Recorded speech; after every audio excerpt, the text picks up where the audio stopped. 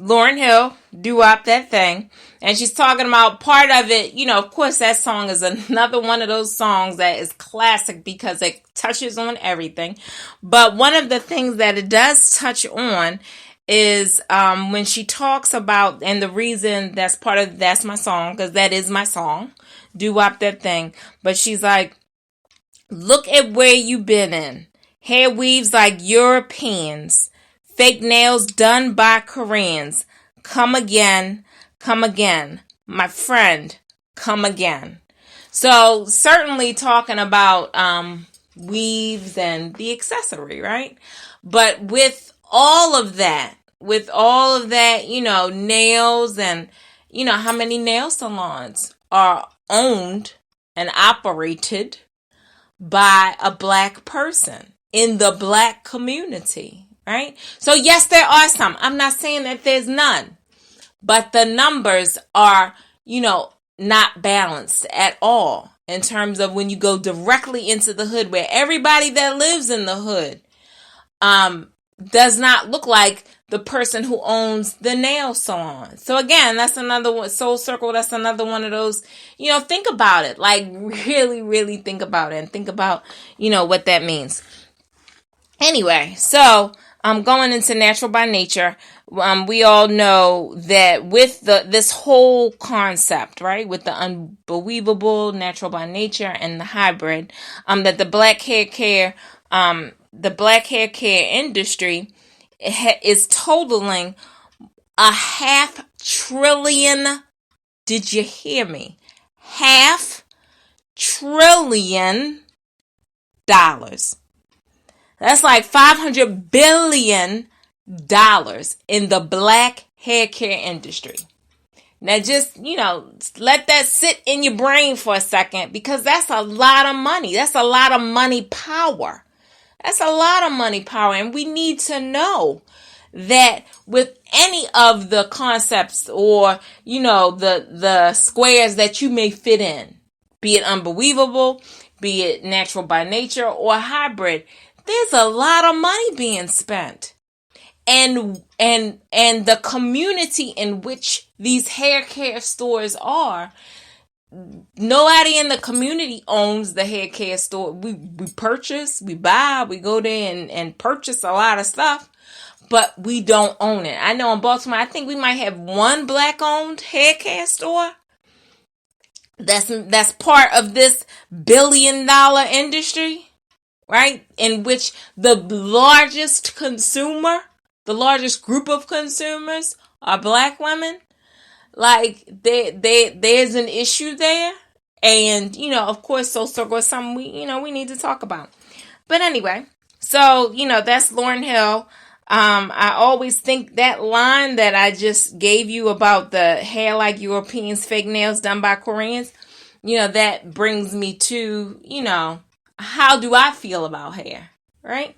How do I feel about hair? But everybody does know and is aware that there's a federal court that threw a 3-zip ruling came down in the 11th U.S. Circuit Court of Appeals, and upheld that you cannot have locks in a federal position, and that they don't see it as racial discrimination. Although, nobody says to any other woman with her hair, oh, you can't do that, or you can't be that way. You can't be natural. Like, you can't have what's coming out your head. There's no other women. There's no other women with that type of to me, I would call racial discrimination, right? So let me give you the background to that story. A black woman named Chastity Jones, who was getting ready to start a job with Catastrophe Management Solutions in Alabama in 2010, claimed the company discriminated against her because of her locks. She had locks. And Jones said to a human resources manager at the company that, like, what's up? Like, they had offered her the position, she was going to start, and then all of a sudden they withdrew the offer. But the human resources manager told her that her locks were against company policy. So again, these are locks, and they're against company policy. For you to have natural by nature hair is against company policy.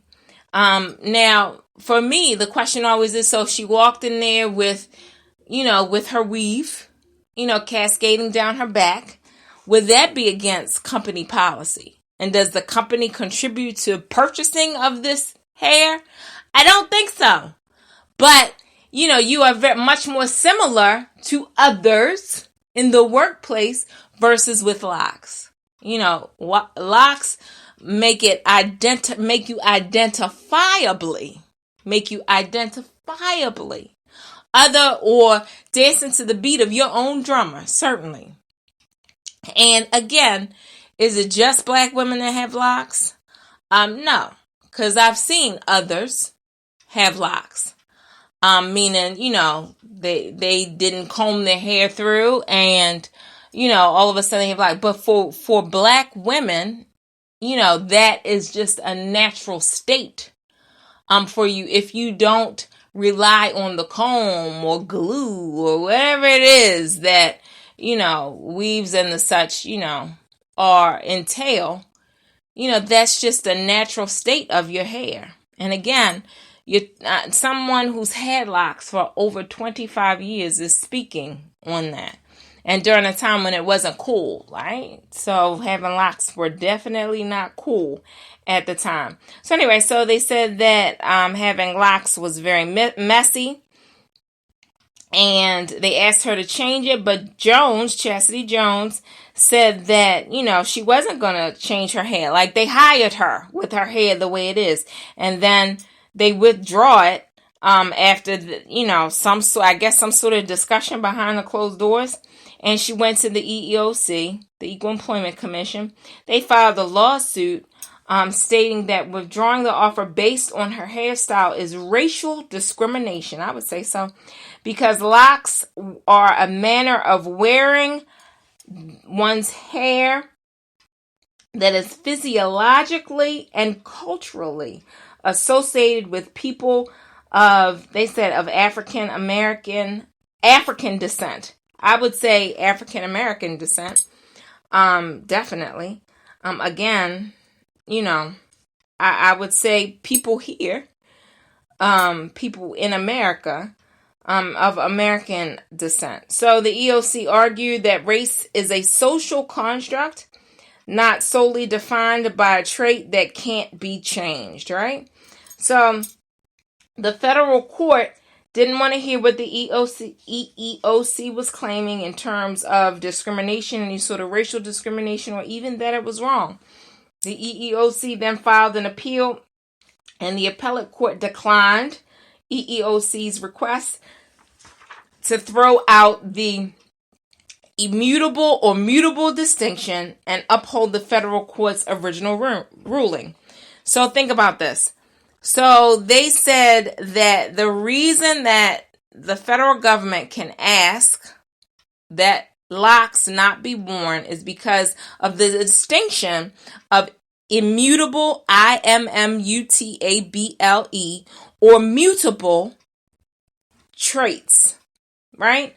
So that, that makes no sense because, of course, mutable means, some sort of thing where society is looking. Immutable means you can't mute it, you can't hide it. It just is what it is, like skin. So they're saying, your skin, you can't mute your skin, you can't hide your skin, although you can lighten your skin, right? To me, it can be, you can alter it in some way in which you are not what was done before. So immutable, you can't change. Mutable, you can change, right? So they're saying that locks are immutable, like you can change them. And of course, you can change anything when it comes to hair. You can change absolutely anything. But with locks, like the locks are, that's what's coming out of your head. Like naturally, that's what's coming out of your head. And because there are many people that have locks, and maybe the locks are not the hair journey that their hair wanted to take. And so, locks did not work for them. And there are other people that have locks and have had locks for decades. Again, I had them for like over 25 years.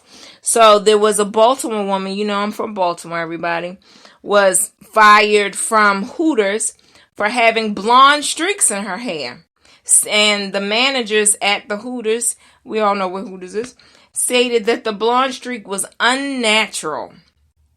But she won the lawsuit anyway based on racial discrimination. So, that whole concept of immutable and mutable traits, like it can all change. It can all change. And we cannot get the court involved in trying to say what can change and what cannot change, because you'll have laws like this one that says you can't have locks in a federal some sort of federal job, and it's not racial discrimination.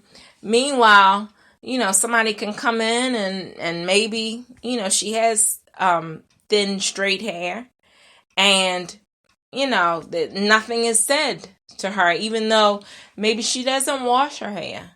Nobody talks about the lice that might be involved in that hair if it's not washed, right?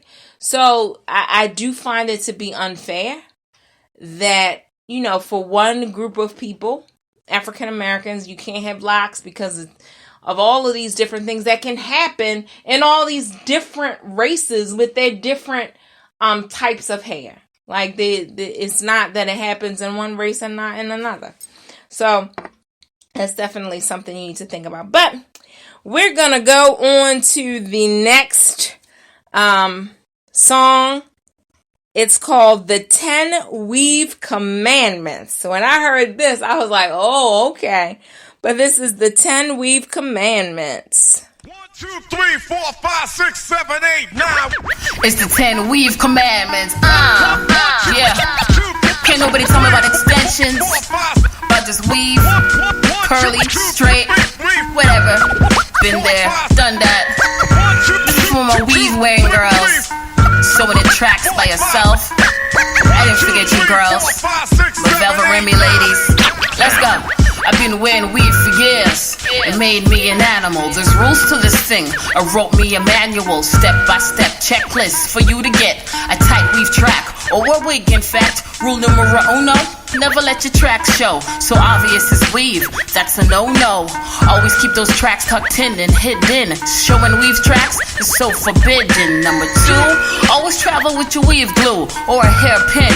Yeah, these can help too. Tracks get loose, so embarrassing is true. Weave falls out and it can happen to you. Number 3, always pat your head when it's itchy and won't pull out the tracks or make the style messy, or any pointed object to pen for a scrape. Butter knives and letter openers are great. Number 4, I know you heard this before. Never lie and say it's all mine. Number 5, never make your weave too greasy. Nothing worse than a greasy weave, believe me. 6, always travel with your brush. Weave gets frizzy, gotta keep it looking lush. Number 7, this rule is so underrated. Keep human and synthetic completely separated. Remy and Yaki don't mix like Q-Tex and matchsticks. Find yourself in serious shh. Number 8, gel down your edges if they nappy. Straight weaving nappy roots, that's just tacky. 9 should have been number 1 to me. Always know when to take out your weave. Some believe it in for a year, I can't believe 3 months max. 6 for Remy. 10, buy a wig just in case. Human, synthetic, or the front with the lace. Always prepared when your hair's messing up. Put on a wig to cover it up. Yup, fix those edges, tighten those tracks. Get your weave lotion on, your weave glue on. Keep your hair looking unbe-weavable. Represent with your hairstyle. Represent, baby, baby.